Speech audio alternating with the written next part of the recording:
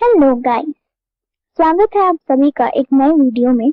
और आज हम एक बहुत ही करंट टॉपिक पर बात करने वाले हैं, जो कि है हमारी न्यू एजुकेशन पॉलिसी, जिसे ऑफिशियली हम नेशनल एजुकेशन पॉलिसी 2020 कहते हैं। इसको लेकर सभी के मन में बहुत सारी कंफ्यूजन है, तो आज उन सभी कंफ्यूजन को हम क्लियर कर देंगे। बने रहिए हमारे साथ। तो सबसे पहले समझते हैं कि ये एनईपी है क्या। जो नेशनल एजुकेशन पॉलिसी है वो हमारे एजुकेशन सिस्टम और उसको कैसे एडमिनिस्ट्रेट करते हैं इस चीज को डिफाइन करती है। साथ ही आने वाले सालों में हमारा जो एजुकेशन सिस्टम है वो कैसे वर्क करेगा इस पर भी वो लाइट डालती है। तो ये जो हमारी एनईपी 2020 है ये 29 जुलाई को एक प्रेस ब्रीफिंग में अनाउंस किया गया, जो अटेंड किया था human resource and development minister Ramesh Pokhriyal and information and broadcasting minister Prakash Javadekar ने। साथ ही secretary of school education Amit Khare and secretary of school education and literacy Anita Karwal ने भी इसमें मेजर अनाउंसमेंट्स किए हैं। तो ये सबसे बड़ा चेंज इस पॉलिसी के आने के बाद होगा वो ये है कि जो अभी तक human resource and development ministry थी वो अब एजुकेशन मिनिस्ट्री के नाम से जानी जाएगी, जो पहले एजुकेशन मिनिस्ट्री ही थी। राजीव गांधी ने आने के बाद इसको ह्यूमन रिसोर्स एंड डेवलपमेंट के रूप में अनाउंस किया था और इसी में बहुत सारे मिनिस्ट्रीज को इंक्लूड कर दिया था। वो धीरे धीरे इससे अलग होती चली गई और आज जाकर फिर से ये एजुकेशन मिनिस्ट्री के नाम से ही जानी जाएगी। तो ये एक मच अवेटेड पॉलिसी थी जिसकी हमारे देश को काफी जरूरत थी। ये आफ्टर 34 इयर्स अनाउंस किया गया है और लोग इसका काफी बेसब्री से इंतजार भी कर रहे थे। जो first education policy of India थी आफ्टर इंडिपेंडेंस वो हमें 1968 में मिली थी। जो दूसरी एजुकेशन पॉलिसी थी वो हमें राजीव गांधी गवर्नमेंट के अंडर 1986 में मिली थी और जो करंट पॉलिसी है वो हमें मोदी गवर्नमेंट के अंडर मिली 2020 में, जो अभी इम्प्लीमेंट होनी बाकी है। The first policy was made by Dr. D.S. Kothari.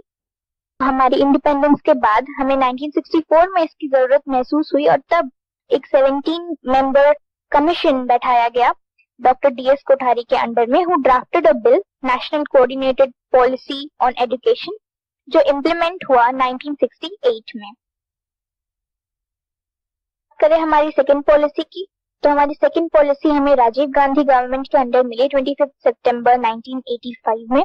उन्होंने एजुकेशन मिनिस्ट्री का नाम ministry of human resource development रखा, जो आज तक भी था, which had a dynamic character. The government was criticised for the same, but फिर भी एक नई पॉलिसी, नई एजुकेशन पॉलिसी को ड्राफ्ट किया गया जिसको 1986 में इफेक्ट में लाया गया। जो हमारी करंट पॉलिसी है इसके बारे में हमारी यूपीए गवर्नमेंट में अपने मैनिफेस्टो में 2014 में ही बताया था कि अगर वो पावर में आए तो वो एक नई पॉलिसी लाएंगे। और पावर में आने के बाद उन्होंने एक 5 मेंबर कमिटी भी बनाई जिसका निर्देशन एस.आर. सुब्रमण्यम सर को दिया गया ताकि वो इस डायरेक्शन में काम कर सके, बट किसी वजह से उस ड्राफ्ट को एक्सेप्ट नहीं किया गया। इन 2016 A new committee under Dr. K. Kasuri Ranjan, ex-ISRO chief जो हैं, उन्होंने ड्राफ्ट की 31 मई में 2019, जिसको कैबिनेट की सहमति 2020 में मिली 29 जुलाई को। ये जो पॉलिसी है इसको एक्सेप्टेंस अभी कैबिनेट में ही मिली है, तो शायद इसको बिल कहना ज्यादा सही होगा, बट क्योंकि हमारी गवर्नमेंट मेजॉरिटी में है तो पार्लियामेंट में भी इसको आसानी से सहमति मिल ही जाएगी। तो इस पॉलिसी के 484 पेजेस हैं। सबसे इम्पोर्टेंट जो इसमें दिया गया है वो ये है कि गवर्नमेंट अब एम करेगी कि एजुकेशन इन्वेस्टमेंट को 6% ऑफ जीडीपी तक ले जाया जा सके, जो कि अभी 3.4% है। और इसको बनाने के लिए उन्होंने काफी रिकमेंडेशंस लिए एकेडमिशियन से, स्कूल स्टूडेंट से, पेरेंट्स से, यूनिवर्सिटी स्टूडेंट से, ताकि इसको इफेक्टिव और सबके रिव्यूज को नजर में रख के सबका भला हो ऐसा दिया जा सके। तो आइए देखते हैं अब रिकमेंडेशंस इन द पॉलिसी क्या क्या है। सबसे पहले एजुकेशन इम्पार्टेड इन स्कूल्स के बारे में। जो सबसे बड़ा चेंज है स्कूल एजुकेशन में वो ये है कि अभी तक जो हम 10+2 का सिस्टम फॉलो करते आ रहे थे, जिसमें नर्सरी से स्टैंडर्ड 10 तक एक मोनोटोनस वे में सिमिलर सब्जेक्ट्स को पढ़ाया जाता था हमें, और 11-12 में हमारी जो स्ट्रीम्स है वो डिफरेंशिएट हो जाती थी और फिर हम उन स्ट्रीम्स के अकॉर्डिंग पढ़ते थे। पर अब गवर्नमेंट ने इन 12 सालों को फर्दर डिफरेंशिएट किया है 5+3+3+4 इयर्स में, जिसमें जो पहले 5 साल है जो फाउंडेशनल स्टेज होगा 3 से 8 इयर्स के स्टूडेंट्स के लिए, उसमें प्ले स्कूलिंग को प्रेफरेंस दी गई है। बुक्स एज अ बर्डन जो थे उनको हटा दिया गया है। प्रैक्टिकल नॉलेज थ्रू गेम्स को ज्यादा महत्व दिया गया है, ना कि मेमोराइजेशन को। नेक्स्ट जो 3 इयर्स है, जो प्रिपरेटरी स्टेज है, जो 8 से 11 इयर्स के बच्चों को कवर करता है, इसमें basic knowledge of math, science and humanities बच्चों को प्रोवाइड की जाएगी। साथ ही इस एज में ही रीजनल लैंग्वेज को भी प्रमोट किया जाएगा। जो नेक्स्ट 3 इयर्स है मिडिल स्टेज के, जो कि 11 से 14 इयर्स के बच्चों को कवर करता है, उसमें वोकेशनल ट्रेनिंग दी जाएगी प्लस इंटर्नशिप भी प्रोवाइड की जाएगी उनको। तो आप सोच सकते हैं एक 6 स्टैंडर्ड का बच्चा अब वोकेशनल ट्रेनिंग करेगा, साथ ही उसे इंटर्नशिप भी प्रोवाइड की जाएगी। जो नेक्स्ट 4 इयर्स की स्टेज है, जो कि सेकेंडरी स्टेज है, इसमें से स्ट्रीम सिस्टम को बिल्कुल ही हटा दिया गया है।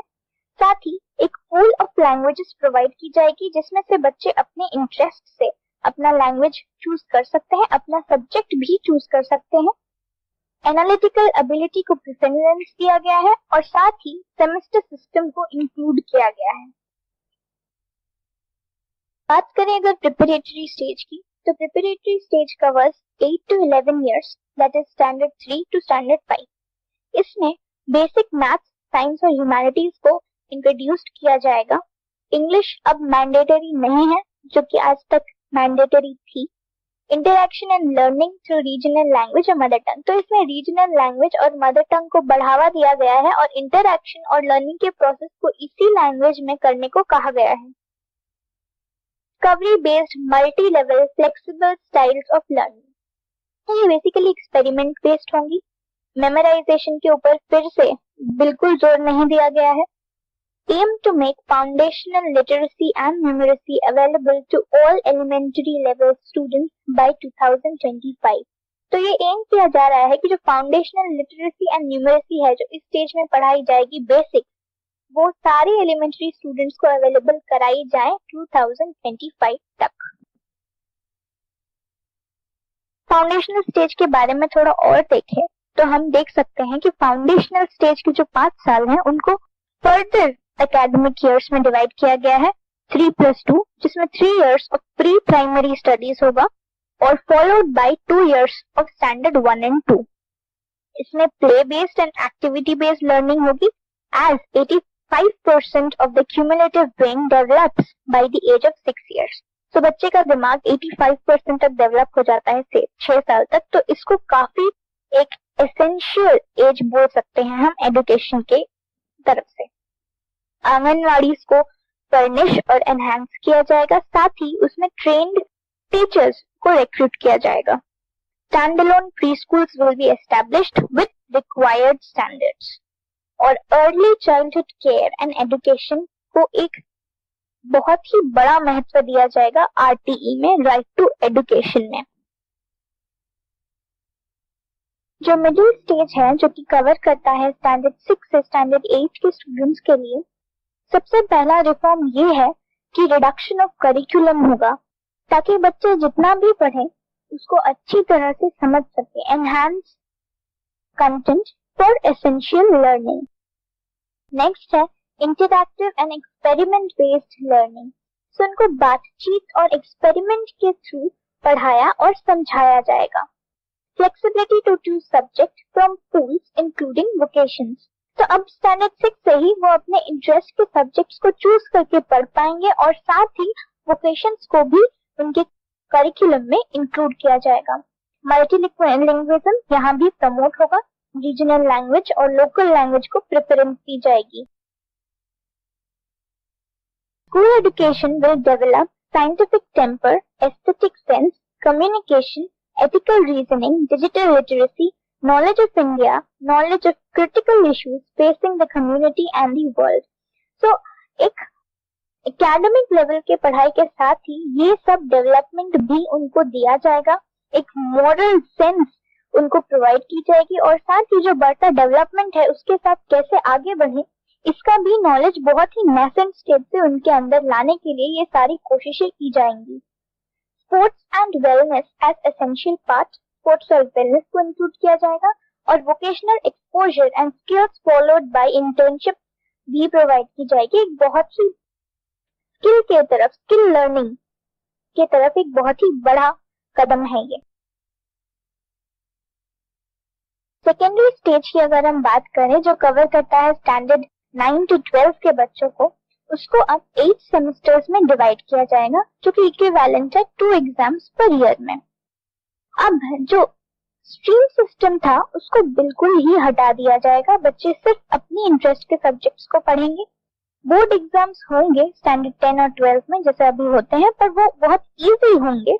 एप्लीकेशन बेस्ड लर्निंग को ज्यादा प्रेफरेंस दिया जाएगा उसमें, to curb rote learning process, जो मेमोराइजेशन प्रोसेस था उसको बिल्कुल ही हटा देने के लिए इसको अप्लाई किया जाएगा। Stress on subjects of interest, goal aim studies, तो उनको अपने हिसाब से जो सब्जेक्ट्स चूज करने का फ्रीडम दिया गया है वो इसलिए दिया गया है ताकि इसी एज से वो अपना एक गोल निर्धारित करके पढ़ाई कर सके। 360 degree progress report consisting 3 columns, 1 for teachers, 1 for peer review and 1 for the student himself। तो जो रिपोर्ट कार्ड होता था वो अब 360 डिग्री में होगा, सिर्फ टीचर ही नहीं बल्कि खुद वो बच्चा, साथ ही उसके जो दोस्त है उसके साथ जो पढ़ते हैं वो भी अपनी राय उसके लिए जो भी है वो उस रिपोर्ट कार्ड में लिख सकते हैं। Home based schooling, open schooling and physical schooling and scholarships for specially abled students. तो स्पेशली एबल्ड जो स्टूडेंट्स होते हैं उनको होम बेस्ड स्कूलिंग प्रोवाइड की जाएगी, ओपन स्कूलिंग भी प्रोवाइड की जाएगी और अगर वो फिजिकल स्कूलिंग करना चाहते हैं तो उसके लिए उनके हिसाब से एक एनवायरनमेंट क्रिएट किया जाएगा जो कि स्पेशली एबल्ड स्टूडेंट फ्रेंडली होगा। साथ ही उनको पढ़ाई करने के लिए स्कॉलरशिप्स भी दी जाएगी। Incorporating local content, flavour and tribal knowledge in national text books, तो जो लोकल कंटेंट है, जो ट्राइबल नॉलेज है उसको भी नेशनल टेक्स्ट बुक्स में अपनी जगह दी जाएगी, उसके हिसाब से भी पढ़ाई होगी। Restricting dropouts, ensuring 100% GER by 2030 with the help of social workers, NTP and RIAP। तो जो ड्रॉपआउट्स होते थे उसको रेस्ट्रिक्ट करने की कोशिश की जाएगी ताकि जो हमारा ग्रॉस एनरोलमेंट रेशियो है वो 2030 तक 100% हो जाए और ये किया जाएगा social workers, national tutoring program और रेमेडियल इंस्ट्रक्शन एड्स प्रोग्राम के तहत। अदर रिफॉर्म्स की अगर हम बात करें तो एक स्कूल कॉम्प्लेक्स सिस्टम को इंट्रोड्यूस कराने की बात की गई है जिसमें एक 12th ग्रेड स्कूल को सेंटर रखा जाएगा और जो स्मॉल स्कूल्स हैं उस एरिया के विद इन 10 to 12 माइल्स उसको उसके अंडर रखा जाएगा ताकि एक सिस्टम ऑफ कॉम्प्लेक्स बन सके। इससे ये होगा कि सबसे पहले तो बच्चों को एक बेटर एक्सपोजर मिलेगा, वो अपनी फैसिलिटीज को शेयर कर पाएंगे, लाइब्रेरीज हुई, लैब्स हुई, ये सारी शेयर होंगी इन सारी स्कूल्स में। एक बेटर मैनेजमेंट और डेवलपमेंट होगा, टीचर्स और प्रिंसिपल्स के बीच में इंटरैक्टिव सेक्शंस होगा ताकि वो एक दूसरे को एकेडमिकली और एडमिनिस्ट्रेशन के तहत भी हेल्प आउट कर सके। होता ये है स्मॉल स्कूल्स में कि टीचर्स को कभी कभी वो सब्जेक्ट भी पढ़ाने पड़ते हैं 6 to 8 स्टैंडर्ड में जिनसे उनका कोई बैकग्राउंड नहीं होता। इस सिस्टम के साथ टीचर्स को एक डाइवर्स अलग अलग फील्ड मिलेगी जहां वो अपने सब्जेक्ट में ही बच्चों को पढ़ा सके। टीचर्स को शेयरिंग करने की बात भी कही गई है ताकि टीचर्स को भी एक बेटर एनवायरनमेंट और एक बेटर आइडिया मिले फॉलो करने के लिए। इससे गवर्न और एडमिनिस्ट्रेट करना भी स्कूलों को इजी होगा। स्कूल कॉम्प्लेक्स सिस्टम को लीड करेंगे उस एरिया के डीएससी, बीओ और डीईओ और उनको फैसिलिटीज भी प्रोवाइड करेंगे। ये स्कूल कॉम्प्लेक्स सिस्टम एक बहुत ही फार साइटेड विजन है। इससे बच्चों को एक दूसरे को जानने, एक दूसरे की नीड्स को समझने में भी काफी मदद मिलेगी, क्योंकि इस सिस्टम में स्पेशली एबल्ड स्कूल स्टूडेंट्स को भी इंक्लूड किया जाएगा। साथ ही जो आंगनवाड़ीज है वो भी इस सिस्टम का पार्ट होंगी। फोकस ऑन स्किल डेवलपमेंट, बच्चों को स्किल डेवलपमेंट की तरफ ज्यादा फोकस करने को कहा जाएगा। हर स्टूडेंट के पास 12th ग्रेड में पास होने के बाद एक स्किल जरूर होगा। Fees regulation will be universal. तो पहले जो प्राइवेट स्कूल्स अपने मन मर्जी फीसेस को इंक्रीज करते थे वो अब नहीं हो पाएगा, उनको एक रेगुलेशन के हिसाब ही चलना पड़ेगा। Health checkup, nutritious breakfast and mid day meals.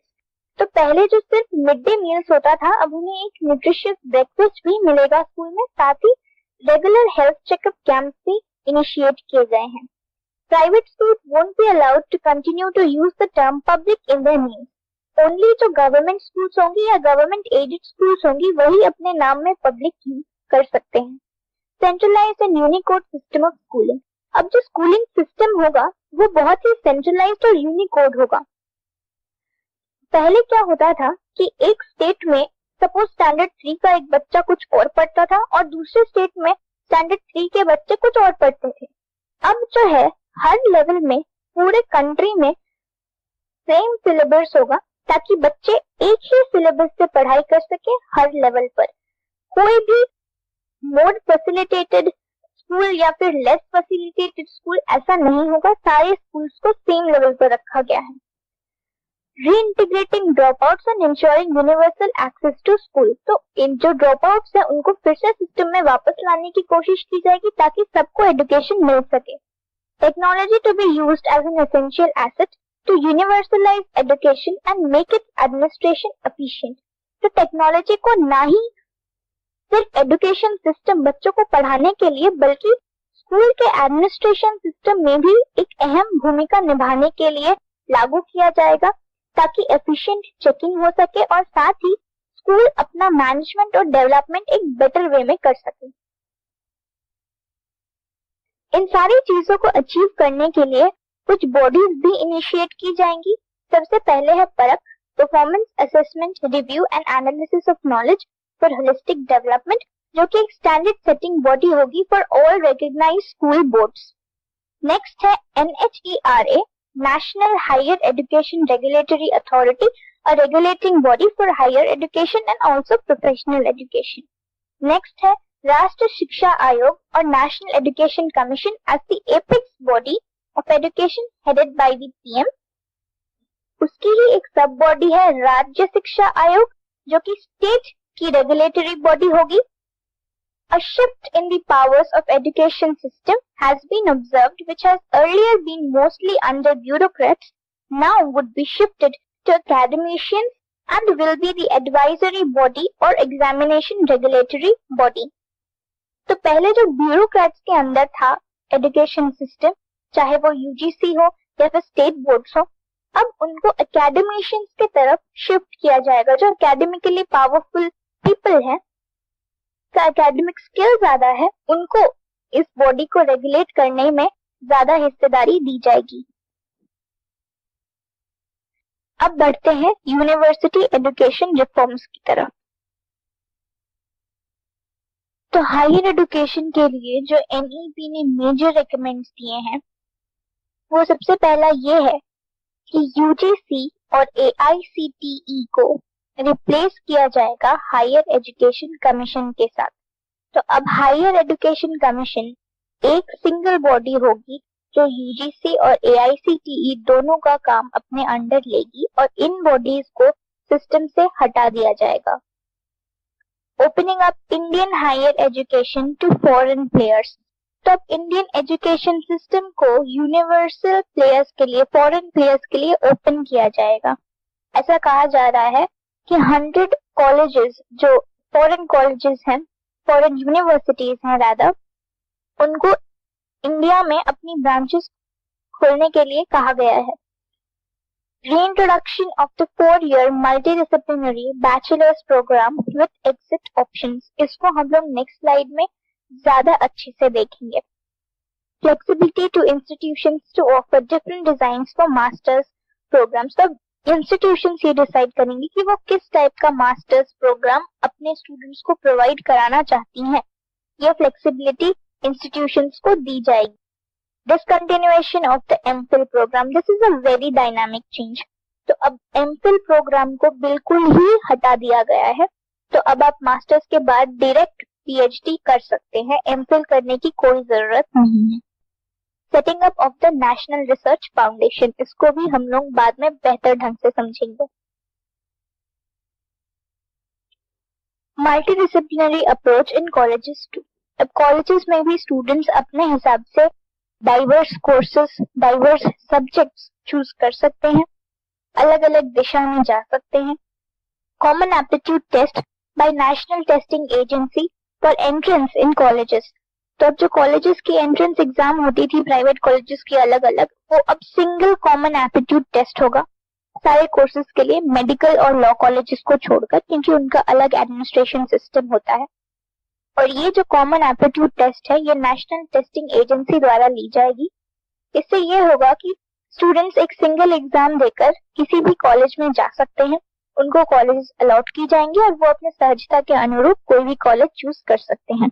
इससे जो बर्डन होता था कॉलेजेस के एंट्रेंस के लिए वो काफी हद तक कम हो जाएगा. नेक्स्ट जो चेंज है वो ये है कि multiple entry and exit system होगी कॉलेजेस में. तो किसी का भी ईयर वेस्ट नहीं होगा. आप जितने दूर तक भी, जितने सालों तक भी उस कोर्स को कंटिन्यू करेंगे, आपको कुछ ना कुछ क्रेडिट उसके लिए दिया जाएगा. अगर आप किसी 4 साल के कोर्स पे एंटर करते हैं और आप 1 साल उसको कंटिन्यू करते हैं तो वो आपका सर्टिफिकेट कोर्स होगा. अगर आप 2 साल के लिए उसको करते हैं तो वो आपका डिप्लोमा कोर्स कहलाएगा. अगर आप 3 साल के लिए करते हैं तो वो आपकी डिग्री कोर्स होगी. और अगर आप 4 साल कोर्स को पूरा करते हैं तो आपको डिग्री के साथ साथ रिसर्च सर्टिफिकेट भी दिया जाएगा. जो यूनिवर्सिटीज होंगी वो अब 3 मेजर टाइप्स की होंगी. या तो वो रिसर्च यूनिवर्सिटी होगी, या टीचिंग यूनिवर्सिटी होगी, या डिग्री कॉलेज होगी, जो अभी नॉर्मली होती हैं. और ये सारी कॉलेजेस और यूनिवर्सिटीज जो हैं वो ऑटोनॉमस होगी या फिर गवर्नमेंट के अंडर होगी. तो अब जो ये एफिलिएशन सिस्टम होता है, एफिलिएटेड बाय गवर्नमेंट ऑफ जो भी स्टेट हो, वो अब सिस्टम को हटा दिया गया है. इससे ये होगा कि जो फेक यूनिवर्सिटीज चल रही थी उनका पूरी तरह से सफाया हो जाएगा. Admission time table and academic calendar will be student friendly और सिंगुलर इंटरेस्ट को भी सपोर्ट किया जाएगा. इसके साथ ही inclusion funds for socially and economically disadvantage students को भी इनिशिएट किया जाएगा. जो socially and economically disadvantage students हैं, जो गर्ल्स स्टूडेंट्स हैं, जो पिछड़े ग्रुप्स से आते हैं, उनको फंड्स दिए जाएंगे ताकि वो अपनी पढ़ाई को कंप्लीट कर सके. अब बात करते हैं कुछ न्यू कोर्सेज की.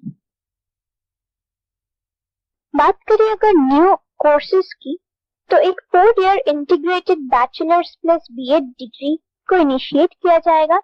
Same in the case of masters, masters plus MEd को भी इंक्लूड किया जाएगा इसमें. Individuals will continue to exist with new provisions.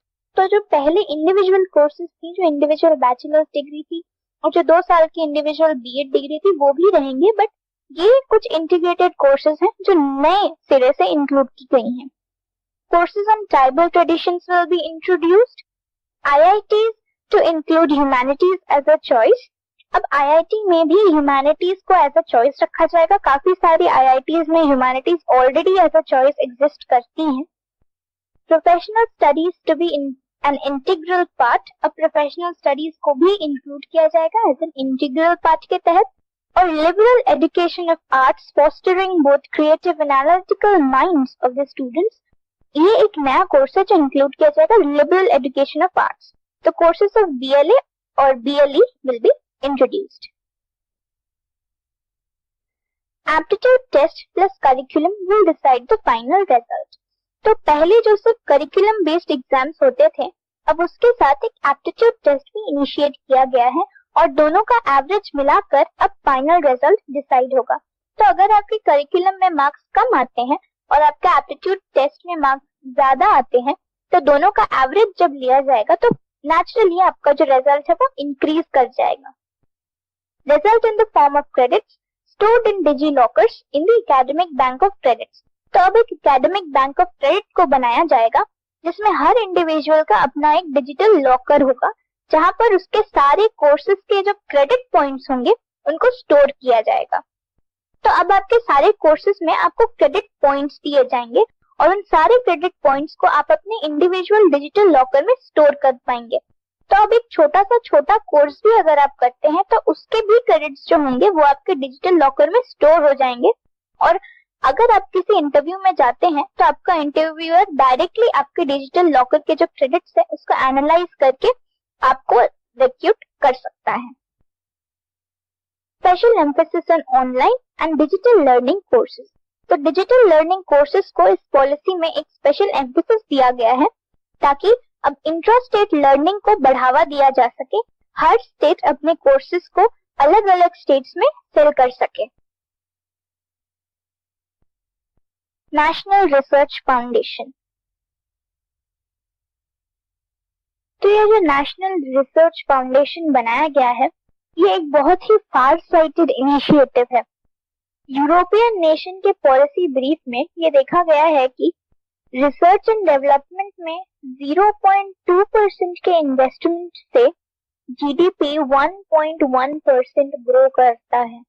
हर 0.2% के ग्रोथ के साथ, इन्वेस्टमेंट के साथ जीडीपी में 1.1% का इंक्रीज मतलब 5-fold रिटर्न।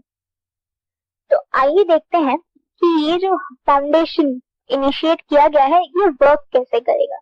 तो इसका सबसे पहला काम ये होगा कि ये फंड जनरेट करे, रिसर्चर्स के लिए फंड जनरेट करे, एनकरेज करे रिसर्चर्स को कि वो इस फील्ड में आए और एक बेटर परफॉर्मेंस दे सके।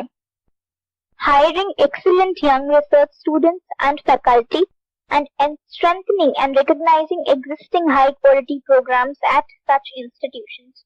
तो हायर करना भी उनके एक इनिशिएटिव में शामिल है। Acting as a bridge between researchers and the relevant branches of government as well as institutions, both be aware of the major issues, needs and the new innovations needed। मतलब वो एक ब्रिज की तरह काम करेंगे उन रिसर्चर्स और government के रेलेवेंट ब्रांचेस से, ताकि दोनों को एक दूसरे के काम के बारे में पता हो और उस दिशा में आगे बढ़ा सके रिसर्चर्स को भी और गवर्नमेंट भी उससे नेशन बिल्डिंग में हेल्प ले सके। साथ ही गवर्नमेंट के साथ ब्रिज होने के साथ साथ उनको एक रिकॉग्निशन मिलेगी जिससे उनको अवार्ड्स प्रोवाइड किए जाएंगे, मॉनेटरी हेल्प मिलेगा, साथ ही रिसर्चर्स को फ्यूचर के लिए बेटर अपॉर्चुनिटीज और पोजीशंस भी प्रोवाइड की जाएगी। तो ये एक बहुत बड़ा चेंज है और एक बहुत ही अच्छा रास्ता खुला है रिसर्चर्स के लिए, जो कि उनको एक प्रेस्टिजियस पोजीशन के साथ ही मॉनेटरी फंड्स प्रोवाइड करेंगे। Provision for teachers. तो ये पॉलिसी ना ही सिर्फ बच्चों के वेलबींग के लिए, बच्चों के अच्छे के लिए, बट टीचर्स के लिए भी बहुत सारी नई प्रोविजंस लाई हैं। तो आइए उनको देखते हैं। Encouragement for the profession with better environment and career development options। Multidisciplinary approach। तो यहाँ भी मल्टीडिसिप्लिनरी अप्रोच दिया जाएगा, एक diverse dynamic field of work दिया जाएगा। B.Ed the minimum qualification requirement for teaching by 2030 with changed structure। तो structural changes के साथ B.Ed को मिनिमम क्वालिफिकेशन घोषित किया गया है टीचिंग फील्ड के लिए। Short period B.Ed certificate courses will also be available along with integrated course 1 year and 2 year B.Ed courses भी एग्जिस्ट करेंगे। जैसे हमने आपको पहले बताया कि जो एग्जिस्टिंग प्रोग्राम्स है इंटीग्रेटेड प्रोग्राम्स के साथ वो भी एग्जिस्ट करेंगी। 1 ईयर होगा उनके लिए जो मास्टर्स कर चुके हैं या कोई इक्विवेलेंट डिग्री ले चुके हैं इंटीग्रेटेड कोर्स के हिसाब से, और 2 ईयर बैचलर्स उनके लिए होगा 2 इयर्स कोर्स जो बैचलर डिग्री होल्डर्स हैं। तो 1 ईयर कोर्स ऑफ बीएड वो करेंगे जो मास्टर डिग्री होल्डर्स हैं, और 2 इयर्स कोर्स ऑफ बीएड वो करेंगे जो bachelor degree holders. Working professionals may pursue research with academic freedom for career progression। So जो वर्किंग प्रोफेशनल्स हैं, जो वर्किंग टीचर्स हैं, वो भी रिसर्च परस्यू कर सकते हैं ताकि वो अपना करियर को प्रोग्रेस कर सके, साथ ही अपने काम को भी कंटिन्यू कर सके। Good teachers are prepared and developed by good teacher educators. Faculty of teaching education must be expert in diverse field, both theoretical and practical.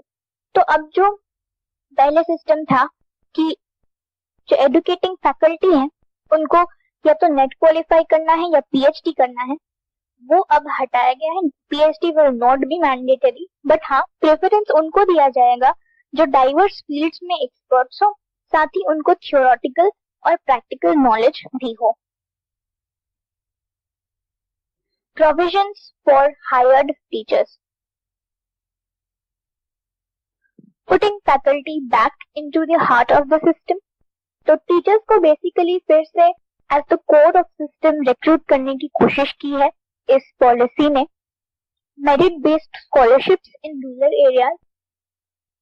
Areas के जो स्टूडेंट्स हैं और टीचर्स भी हैं उनको स्कॉलरशिप्स प्रोवाइड की जाएंगी। Rigorous, impartial, transparent and merit based recruitment of teachers. तो टीचर्स की रिक्रूटमेंट अब ट्रांसपेरेंट वे में होंगी और मेरिट बेस्ड होंगी। उनको मेरिट बेस्ड पर ही प्रमोशंस दी जाएंगी 5 स्टेजेस में। टेट को मैंडेटरी बनाया गया है, साथ ही एक इंटरव्यू को इंक्लूड किया गया है ताकि उस टीचर का लोकल लैंग्वेज पे होल्ड पता चल सके, क्योंकि स्कूल्स में अब लोकल लैंग्वेजेस में पढ़ाना और एक मल्टीलिंगुअल सिस्टम को अप्लाई करने की कोशिश की जाएगी। तो इसके लिए टीचर्स का लोकल लैंग्वेजेस पे होल्ड होना काफी जरूरी है। Teachers already in service will be expected to spend 50 hours in continuous professional development annually। तो ये जो continuous professional development है, ये टीचर्स के लिए एक बहुत बड़ा प्लेटफॉर्म होगा जहां वो अपने प्रोफेशनल को और आगे बिल्ड कर सके। और हर टीचर से ये एक्सपेक्ट किया जाएगा कि at least 50 hours in a year वो इस डेवलपमेंट सिस्टम को दे, ताकि इससे उनका एक करियर डेवलपमेंट ऑप्शन उनको मिले, साथ ही वो अपने आप को और बेटर बना सके।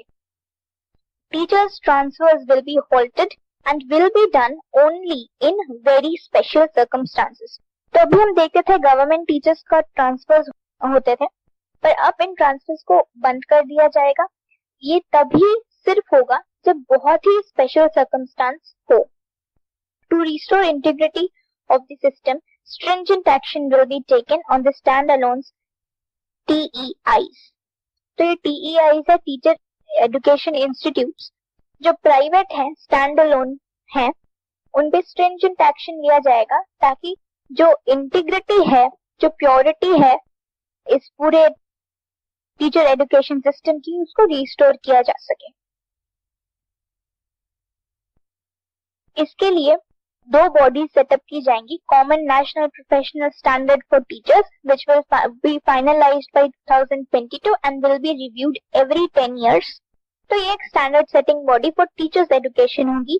और national tutors program across the country to enable high quality peer tutoring among students as well as open more job opportunities for teachers. तो जो ट्यूशन सेंटर्स होंगे उसको भी अंडर सर्वेलेंस रखा जाएगा, और ये जो प्रोग्राम है ये उनको एक हाई क्वालिटी प्रोवाइड करने की तरफ है। तो let's evaluate this highly ambitious plus complex policy. तो सबसे पहले देखते हैं merits.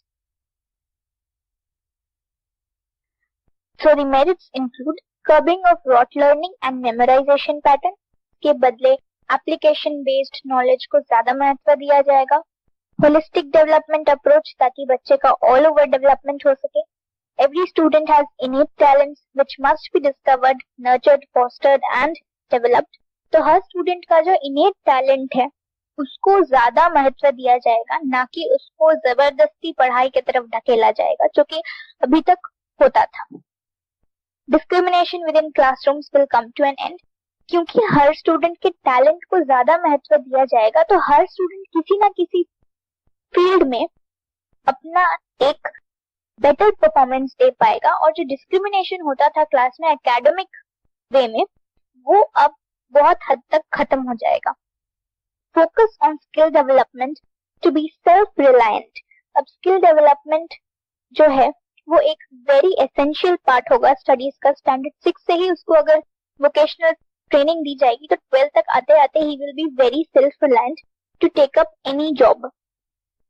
Multilingual approach in answer writing, English not mandatory. तो बोर्ड एग्जाम्स में भी एक मल्टीलिंगुअल सिस्टम होगा जिसमें आप कोई भी लैंग्वेज में आंसर लिख सकते हो, ना ही सिर्फ इंग्लिश और हिंदी में. तो ये एक बड़ा अप्रोच और बहुत ही अच्छा अप्रोच है. Sanskrit promoted in schools and colleges. Sanskrit को एक बहुत ही इंपॉर्टेंट रोल प्ले करने को कहा गया है स्कूल्स एंड कॉलेजेस में. Shift from summative pattern to formative pattern of evaluation. तो जो समेटिव पैटर्न हुआ करता था 3 एग्जाम्स इन अ ईयर, उसको हटा के फॉर्मेटिव पैटर्न को लाया जाएगा इवैल्यूएशन के लिए, ताकि कंटिन्यूअस इवैल्यूएट कर सके बच्चों को. Equitable access of education to all from the age group of 3 to 18 years. क्योंकि ड्रॉप आउट को हटाया गया है तो इक्विटेबल एक्सेस होगा एजुकेशन के तरफ सबको, हर बच्चे को. Girls education as a cross cutting theme and objective studies for transgender also covered. तो ये जो पॉलिसी है ये गर्ल्स एजुकेशन को भी महत्व देती है, साथ ही जो ट्रांसजेंडर स्टूडेंट्स होते हैं उनके एजुकेशन पर भी इस पॉलिसी ने बहुत कुछ कहा है. Knowledge regarding country's heritage and responsibility as a citizen will be imparted. तो हमारी देश की जो हेरिटेज है और हमारा एक सिटीजन होने के तौर पर जो रिस्पॉन्सिबिलिटीज है बच्चों को वो भी समझाया जाएगा और बताया जाएगा. Self analysation for better decision making ability. जो प्रोग्रेस रिपोर्ट होगी उसमें वो खुद को भी एनालाइज करेंगे, तो फ्यूचर में वो अपने डिसीजन मेकिंग एबिलिटी को इससे बेटर कर सकते हैं, क्योंकि फ्यूचर में उनको कोई ये बताने वाला नहीं होगा कि क्या वो सही कर रहे हैं या गलत. तो बचपन से ही अगर एक सेल्फ एनालाइजेशन प्रोसेस उनके अंदर बिल्ड हो तो आगे चलकर ये बहुत ही अच्छा वैल्यू क्रिएट करेगी बच्चों में. All interrelated aspects of agriculture, including horticulture, livestock, agroforestry, aquaculture, food production system are encouraged. तो एग्रीकल्चर के तरफ भी बच्चों का इंटरेस्ट बिल्ड करने की कोशिश की गई है. Integration of tribal knowledge in the system would eventually open job opportunities for the educated tribes as faculty. तो जो ट्राइबल एजुकेशन को जो इंक्लूड किया गया है करिकुलम में, इससे ये होगा कि जो ट्राइबल स्टूडेंट्स हैं उनके लिए एक नई job opportunity as a faculty member, as a teacher open हो जाएगी और उनका इस तरफ इंटरेस्ट भी बिल्ड होगा. Singular interests will also be supported and provided with better opportunities. तो बच्चों की जो सिंगल इंटरेस्ट हो, किसी का अगर किसी एक चीज में इंटरेस्ट हो तो उसको भी सपोर्ट किया जाएगा. सपोज किसी का आर्ट एंड कल्चर में, आर्ट एंड क्राफ्ट में इंटरेस्ट है तो उसको उस सिंगुलर इंटरेस्ट के बेसिस पर ही उसको आगे बढ़ाया जाएगा. Scholarships for disadvantaged groups. कई तरह की स्कॉलरशिप्स इनिशिएट की जाएंगी for disadvantaged groups like girls, like socially backward groups, economically backward groups. साथ ही स्पेशली एबल्ड स्टूडेंट्स को भी दी जाएगी स्कॉलरशिप्स. अब बात करते हैं कुछ डीमेरिट्स की. बात करें अगर डीमेरिट्स की तो सबसे पहला डीमेरिट ये है कि English as a foreign language should be given priority. हमारी कंट्री में और China, south east Asian countries में यही एक डिफरेंस है कि हमारे स्टूडेंट्स को फॉरेन लैंग्वेज सिखाया जाता है. इसी के लिए उन्हें यूनिवर्सल रिकॉग्निशन मिलती है, वो बाहर के देशों में जाकर भी काम कर सकते हैं क्योंकि उन्हें एक फॉरेन लैंग्वेज का फायदा होता है. इंग्लिश को पूरी तरह से सिस्टम से इरेडिकेट करना बहुत सही नहीं होगा. Very theoretical agenda as government schools lack teachers. तो इसको एक बहुत ही थियोरेटिकल एजेंडा कहा जा रहा है क्योंकि गवर्नमेंट स्कूल्स में अभी रिक्वायर्ड अमाउंट ऑफ टीचर्स ही नहीं है. ट्रेनिंग की तो बात बहुत दूर है. पूरे पॉलिसी में कहीं रिजर्वेशन मेंशन नहीं किया गया है. ऑल्दो रिजर्वेशन बहुत ज्यादा मात्रा में जनरल स्टूडेंट्स को पीछे करती है, बट एक हद तक रिजर्वेशन हमारे कंट्री में जरूरत है जो कि इस पॉलिसी में कहीं नहीं दिखी. The underprivileged are also covered under socio-economically disadvantaged groups. तो हर किसी को इसी टर्म के अंडर लाया गया है. Women studies, gender studies, cultural studies, media studies, Dalit studies, studies of discrimination and exclusion, environmental studies and gender studies are a growing field of interest since last 3 decades but had no mention in the NEP. तो इन सारी areas को NEP ने cover नहीं किया है, although ये एक बहुत ही इमर्जिंग एरिया है स्टडीज की तरफ. एंटी डेमोक्रेटिक इसको कहा गया है इसीलिए क्योंकि जो एजुकेशन है वो एक बहुत ही कॉन्करेंट टॉपिक है जिसमें स्टेट का और सेंटर का दोनों की सहमति होना जरूरी है, बट स्टेट्स की ओपिनियन नहीं ली गई है और इसे ऐसे ही कैबिनेट से मंजूरी मिल चुकी है. तो इसे बहुत जन एंटी डेमोक्रेटिक भी कह रहे हैं. ये मूव जो है वो एजुकेशन को पूरी तरह से सेंट्रलाइज कर रही है, इसको भी लोग क्रिटिसाइज कर रहे हैं. एनटीए जो नेशनल टेस्टिंग एजेंसी है, इसको सबसे पहले अपनी एबिलिटी प्रूव करनी होगी स्टेट्स को, ताकि स्टेट्स भी इस चीज को अपने एजुकेशन सिस्टम में अप्लाई करने की मंजूरी दें. With the establishment of the NRF, National Research Foundation, the independence of choosing the topic for research is curtailed. कुछ हद तक ये जो डिवीजन है, ये नेशनल रिसर्च फाउंडेशन, ये रिसर्चर्स से ये इंडिपेंडेंस ले रही हैं कि वो किस वे में अपना रिसर्च इनिशिएट करना चाहते हैं, क्योंकि ये गवर्नमेंट की नीड्स और करंट सिनेरियो के लिए जो सबसे महत्वपूर्ण होगा उसी चीजों पे रिसर्च ऑर्गेनाइज करने की बात कहती है. तो ये एक चीज है जो रिसर्चर्स को थोड़ी खटक सकती है, क्योंकि उनसे उनके सब्जेक्ट में जो इंडिपेंडेंस पहले मिलता था, उनको कुछ भी वो चूज करके उस पर रिसर्च कर सकते थे, वो अब उनको कुछ हद तक नहीं मिलेगी. Universalization of access and fee regulation still exists in some states, but the challenge by the unaccounted donations profiteering the big universities. तो जो यूनिवर्सलाइजेशन ऑफ एक्सेस है और जो फी रेगुलेशंस की बात की गई है वो अभी भी कुछ स्टेट्स में एग्जिस्ट करती हैं, बट ये तब हिंडर होती हैं, तब चैलेंज होती हैं जब डोनेशंस किए जाते हैं, जो कि बड़ी यूनिवर्सिटीज अंडर द टेबल लेकर अपनी यूनिवर्सिटीज को और बड़ा उसके प्रॉफिट के लिए यूज करती हैं. तो ये सबसे बड़ा चैलेंज होगा यूनिवर्सलाइजेशन के सामने कि वो कैसे इस चीज को खत्म कर सके, और जब तक ये चीज खत्म नहीं होती, डोनेशंस, यूनिवर्सल एक्सेस हो ही नहीं सकता. जो मोर प्रिविलेज्ड है वही आगे बढ़ेंगे और जो अंडर प्रिविलेज्ड है वो सिर्फ इस वजह से सीट्स नहीं ले पाएंगे क्योंकि उनके पास डोनेशन की रकम नहीं होगी. तो इसी के साथ हम इस वीडियो को कंक्लूड करते हैं.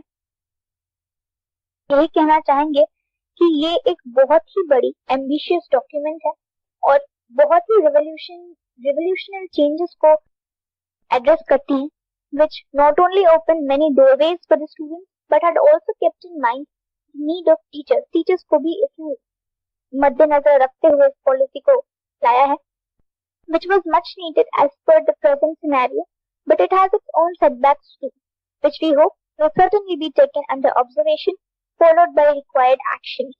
But this will be worthless without the proper implementation of this visionary policy. तो इसका इम्प्लीमेंट होना बहुत ही ज्यादा जरूरी है. Though it's a long way to the 100% achievement of this goal, we must celebrate this initiative and hope for a new, able, literate and developed India. Thank you so much इस video को patiently and तक देखने के लिए. हमें ऐसे ही support करते रहें ताकि हम आपके लिए नए और इंफॉर्मेटिव वीडियोस लाते रहें. Thank you.